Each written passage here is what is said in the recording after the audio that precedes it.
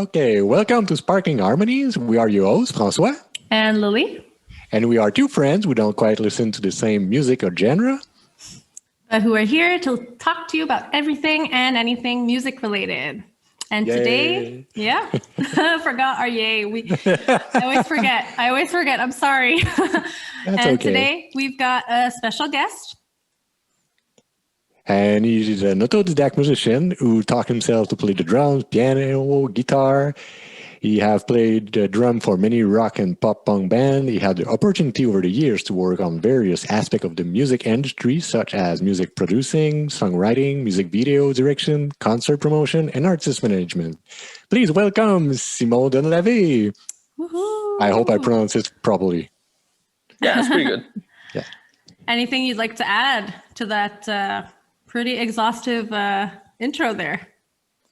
It's pretty much it. I think. Pretty good. Perfect.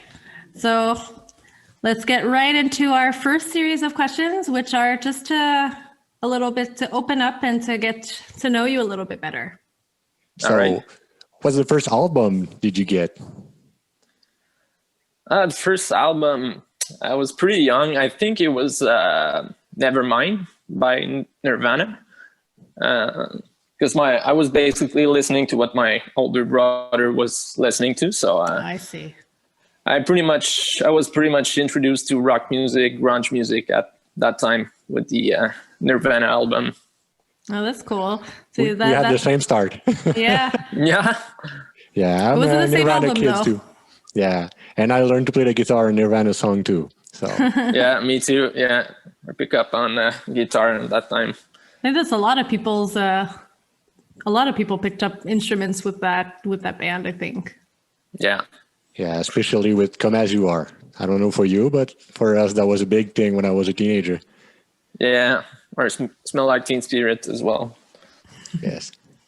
That's when I was a little too young.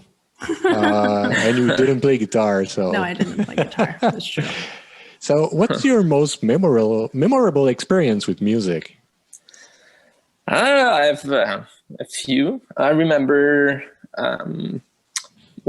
my first big concert, it was at Bell Center. At that time, it was called Molson Center. Mm-hmm. I went to see Red Hot Chili Peppers. So that's cool. Yeah, I was pretty much impressed by all the lights and all the aspect of that show. Right. Yeah, it was pretty fun. But I also have other good moments in music and in general, because I played a couple times at Warped Tour as well. Oh, nice. So yeah, that was a pretty nice experience. Yeah. Yeah, I guess so. That was pretty big back in the day of the Warped Tour. Yeah. Did you go to the last Warped Tour? Yeah, the full cross country tour. Yeah, I did a few dates because the band I managed, Story Untold, was on the tour. That's true. I forgot about that. I went to a few dates in New York and the last one in Florida too. Oh wow! Yeah. Nice. See, that's nice.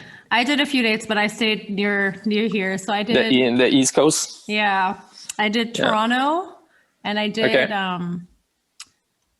I forgot the other one, but it was nearby too. I think it was in.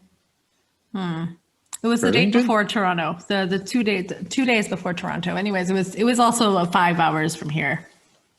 Okay. But Florida must have been really cool though. Yeah. Or on the contrary, it must have been really hot. Yeah, it was fun times. And what are musical guilty pleasure of yours? Don't be shy to open up. We have some really guilty pleasure here. Well, I mean, I love pop music in general, so I don't mind listening to like Katy Perry, Maroon 5, stuff like that. So okay, pretty much like pop music in general. So right, classic bubbly pop. Yeah, exactly.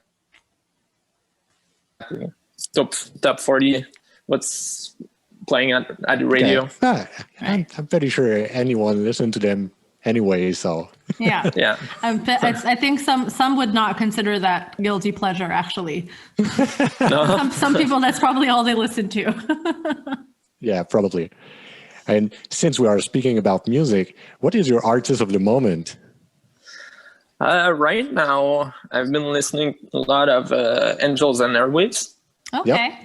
Yeah. I just find Tom DeLonge is like incredible songwriter. So I just Right. like to rediscover all these songs right now. It's pretty good. And now, especially with his Alien Discovery, Yeah. he's probably had stuff to write many more albums with that and a little movie. Yeah, or I've seen on documentary. Instagram he's filming something right now. So Yeah, he's producing. he's always documentary. he's always into projects like that. That's pretty cool. Have they released anything new recently? I gotta have to be honest, I don't really follow Angels and Airwaves. I think they released a new song. I think it was this week or last week. Okay, I'll have to check that out. Me Yeah, too. they're still active. And Oh, that's cool. finger crossed, he will be back in Blink-182 soon. Yeah, that'd be great actually. I don't know. I saw a couple of interview with just Tom and the drummer. Yeah. And what is it, Matt? Travis. The guy who's Travis. supposed to Travis Barker. Travis. no, No. the Oh, guitar Matt. player. Yeah. He wasn't there anymore, so I don't know Oh. if because he's not considerate of like the former bandmate or whatever, but maybe Tom will be back sooner than we I expect. love that because Tom and Mark can show that it's a show to see. Yeah, it's a Yeah. dream team. It's a dream team. Yeah, I Yeah. personally, I would have liked to, but I've never seen Blink-182, the original Me neither. live. I've seen them one or two, but I've seen them with Matt also, but with Tom it was pretty cool. Yeah, it's different. It's different. His voice is pretty unique. Yeah, but it's a signature, I guess, for Blink-182. Yeah. And what is your song of the moment? Can be from a different artist if you want to. Yeah, but no, it's probably from Angels and Airwaves too. Rebel Girl. Okay. I listen a lot. It's pretty catchy actually. So as I said, I love pop music. So So you connected with that one that's a little more poppy. yeah, exactly. And you, Francois, what have you been listening to? I'm listening to the new album by Unslave. And sorry for my Swedish. I think it's supposed to be pronounced Jutgard. It's been out last week as we record, so it's been turning quite often today. Okay. And you really? For me, I've been listening to this alternative indie artist who is Asian American, Keshi. It's very how do you call this? So I think it's very mellow. It's very it's not very upbeat, you know. So that's what I was putting in the background as I was creating our logo. Oh, nice. Yeah. And so now that we've gotten to know you a little bit better, let's get into some of the questions. So All right. you, like we've said in the intro, you've dabbled in a lot of things musically, being in a band, producing, writing, making videos. So how did you get into all this? I started pretty young, maybe around 10 or 11. I started just playing drums, taught myself basically to play drums. I was lucky because one of my uncle had a drum set that he was not using. So I could borrow it for a few months, a few years even. That's great. It's pretty expensive, a drum when you're young. Yeah, no, it was pretty cool. My older brother also was playing guitar, so we did some jam session in the basement at that time. For the pleasure of your parents. Yeah, exactly. You did some small concerts during holidays and stuff like that. Nice. Yeah, but I also like learn other music styles on drums, like jazz, Latin, funk. Really? Yeah. Yeah, so I just started playing music like that. I also picked up on guitar, like Nirvana songs, stuff like that. And like over the years, in my teenage years, early 20s, I've played in different bands on drums. Right. So two of the more successful bands were bands called Lost Deliveries and Color Sound. So the one was more punk rock, and the other one was more pop rock. Yep. I've seen both. Yeah, did a lot of stuff with these bands. Played Warped Tour, played Much Music Plus on TV. True. Did a few shows in the States. Did a few albums. Yes, and at that time also like co-wrote some of the songs with Lost Deliveries, and I also produced the album we did. So yeah, that's basically how I start just being in music. And then like later on, because I was always someone organized in my lifestyle. Right. So that's why I like the music, the business side of music, like just doing management stuff, booking concerts, music videos. So I basically like taught myself how to do that over the years. That's nice. That's impressive. And it's funny because a lot of the times I feel like bands, they're in it for the music and they don't like that business part of it and having to manage and everything. So I guess your bands were lucky to have you do that part of it as well. Yeah, because you have to do, you have to follow some steps, and just not be all over the place at the same time. So it's always good to have a plan, a yearly plan, and just try to follow it. And so you said, you've done a lot of things. Do you feel like your experience as a musician has helped you with your, the projects that you're working on now? So, managing or making music videos? Oh, for sure. Yeah. Like I said, it's just good to have to plan ahead and just have to know what to do in a certain pattern, if you'd like. So just planning activities logically, doing a budget, looking at the revenues, expenses, only know what type of royalties you have access to. Right. That's a big part also, like the kind of revenue you can go look after. Yeah. So it definitely helped me. Yeah, things that a lot of people just don't like to look at. Right, because sometimes it just takes time, but it's worth doing it. Right. So No, that's for sure.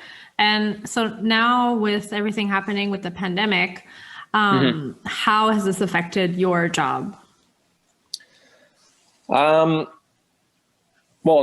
music has always been like a hobby because in everyday life I work in IT. So I was like many of us, I was from home, working from home. Right. But musically, it pretty much changed for all the concerts, all the live aspect of it.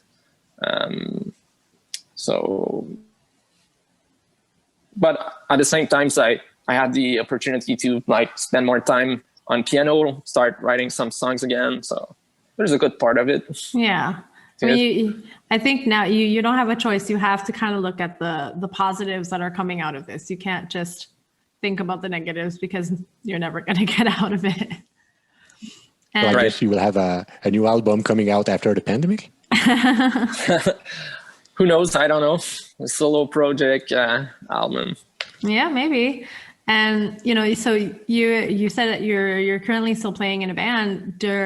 The events that were planned with them, were they rescheduled? Were they completely canceled? What's happening with that on that end? With Punchline, we had a few shows that was actually booked for last summer. But for now, I think they were just canceled. Right.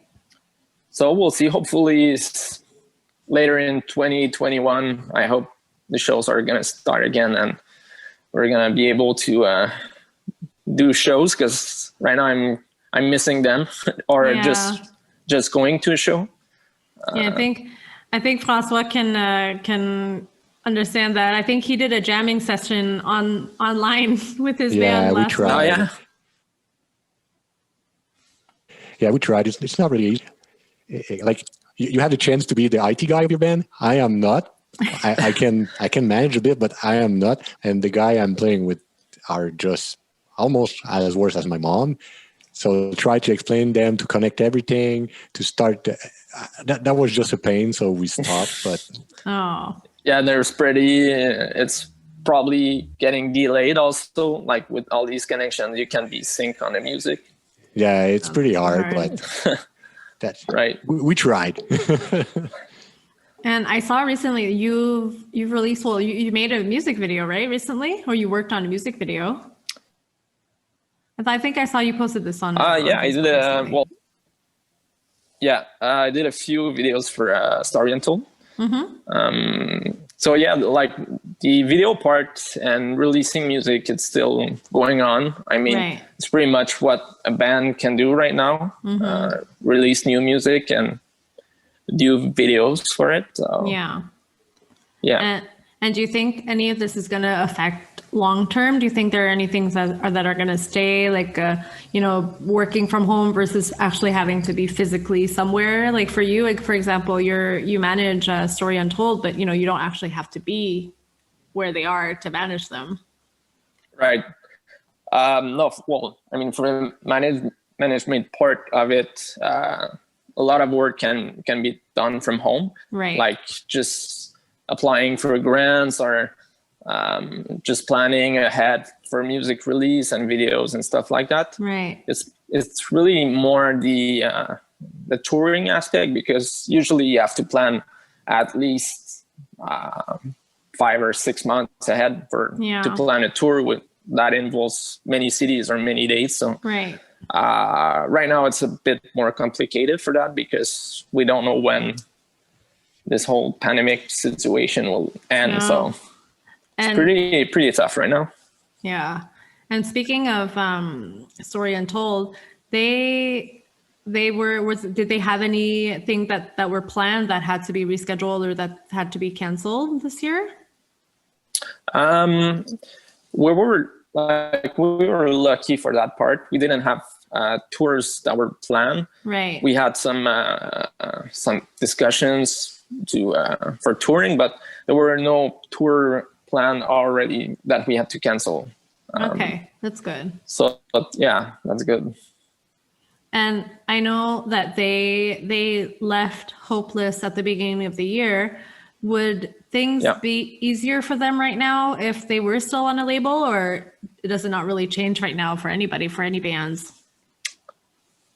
No, I don't think it really changed that whether or not you're in a label. Because being independent also has like some advantage, right? Like, because a label is basically having a good connection network and like some money for recording budget. Right. But I mean, just being independent is like there's good grants from Canadian government and stuff like that. So it's really about like doing connections with the other bands, and right. I think a good part can be done online with that.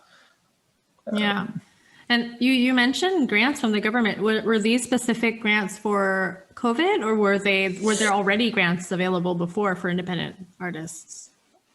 No, well, they're just available there for artists.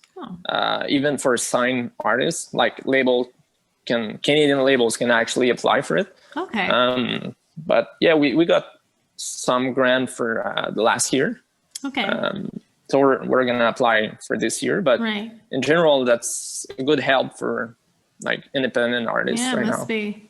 I had no idea. Did you know about this, François? A bit, but I didn't know like independent artists have that much possibilities, because you always heard like the bigger, but I would say the middle tier of the recording or managing agency or whatever, or got them, but I didn't know that independent band on their own can access some money, I think. Yeah, like in the English part is more factor. and French part there's musique action, like you can apply for. But no, any artist can apply, and if they have the good songs, they have the good marketing plan for it, there's a good chance for receiving a grant. Oh, that's nice. Yeah. That's really encouraging, because you can have access to something bigger than just yourself and your computer. So Of course, yeah. maybe it can give a little bit of push to get noticed by everyone else. That's nice. And you mentioned, online, I mean, touring has been on hold. So a lot of bands have been turning these days to online streaming and online events. What are your thoughts on those types of events? I'm personally not a fan of live streaming events. It's cool, but I think you're really missing the experience of like loud music, lights, just surrounded by a crowd. So, it's cool, but I mean, I don't think it will last unless there's or virtual reality is being developed more, maybe in the future. But right now, I'm not sure about it. Yeah. Well, I think Francois is the same as you, but for me, I've watched a few of them just because for me, it was my way of also supporting the bands myself. And one that really stood out, you said, the lights and the loud music. Well, I bought a ticket for One OK Rock, which is a pretty big Japanese band. And they had rented an arena to do their show a couple of weeks ago. Okay. And so I put that on my TV, turned off all the lights, put the volume up really high. And I did not expect to get into it as much as I did, but I almost felt like I was there. Okay. And it was it's the same thing as if you're watching a live DVD. You can always put loud music, but just being there is different. It's different. It is.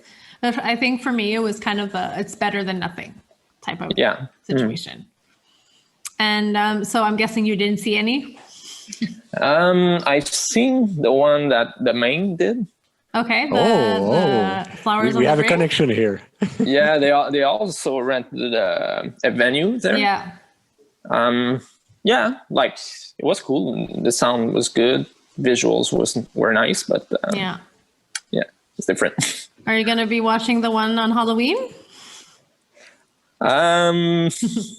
Probably not. No, I will. Yeah. Yeah. Well, I'm already, so for those who don't know, the main, when they did their concert, they'd also, if you had already a membership to their kind of fan club service, Pillar, you had access to it for free. It was basically included. So, I'm already on Pillar. And so for me, it's, it's not like I'm paying more to watch it or not. So I'm going to be there. Cool. There are two bands that I talk about a lot on this podcast so far, The Main and Day 6. And so Francois' face tells it all right now. It's okay. I will have to put a little counter to see how much time you talk about them at every show. No, I'm a big fan of The Main. And I found their concert was pretty cool compared to others that I'd have seen.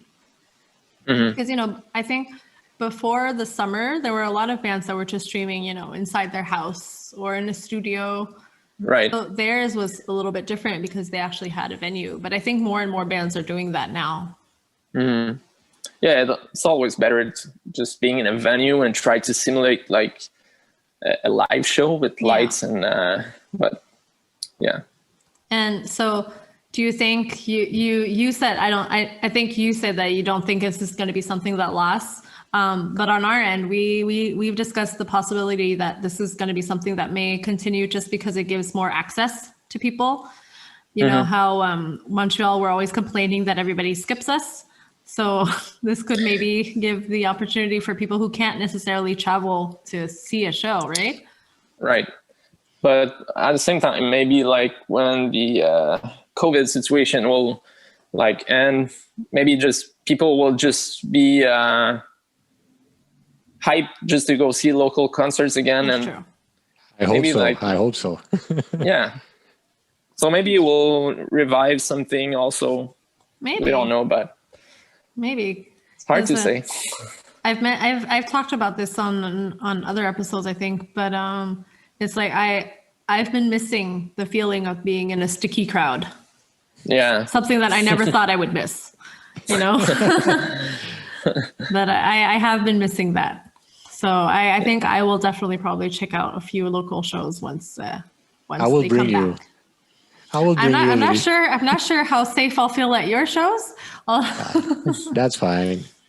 What kind of show are you going First to? of all, I'm a big metalhead, so I like Okay. to go. I like to be in the front row just to feel it. Being in a I- mosh pit. Yeah, but I also prefer like the smaller show. Recently, all the punk band that goes to Turbo House, I really like the new venue they built on Saint Denis because you're really into it. It's not too big, it's not too small, and you can see the show properly wherever you are. I mean, And you're it's a going to cool see place. it properly everywhere because you're tall.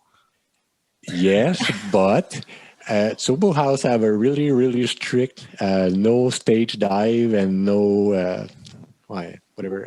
Crowd surfing. Crowd surfing. So that gave us a little break.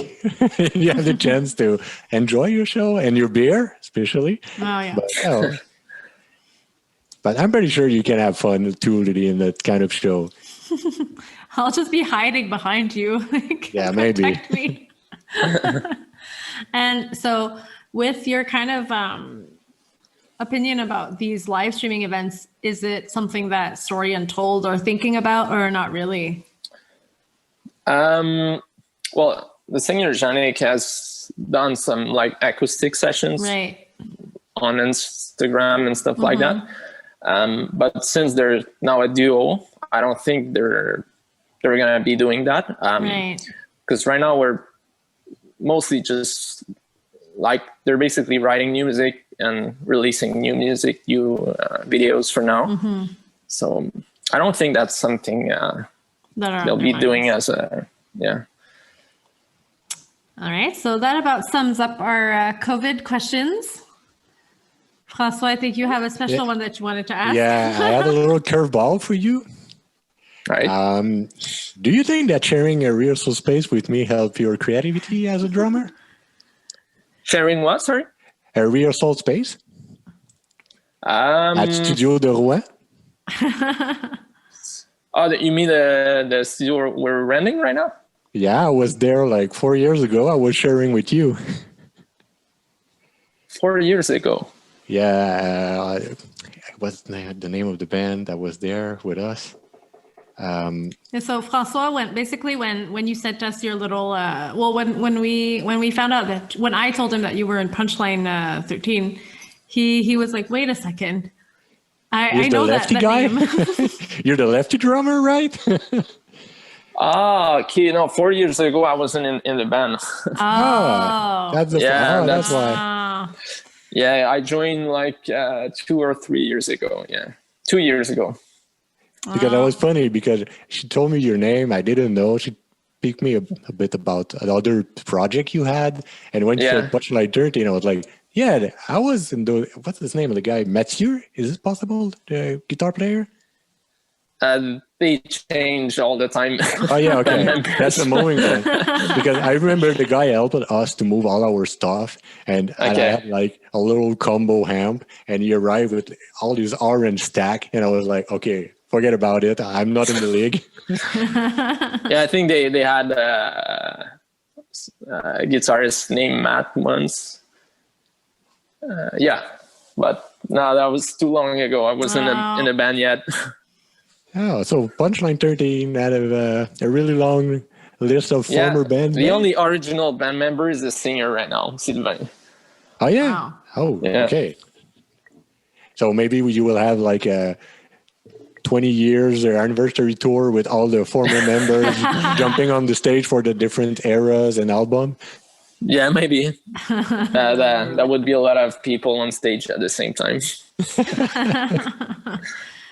So I think that's about it for us. Is there anything that you'd like to add? Well, thanks for having me. It was pretty cool doing that podcast. Wish Thank you you. luck for all the other episodes, and I'll surely listen to it when it comes out. Perfect. Thank you. So this was Sparkling Harmonies. We're your hosts, Lily. And François. And we had our guest, Simon, today. And you'll get to hear us again next week. Bye. Bye. Thanks. Bye.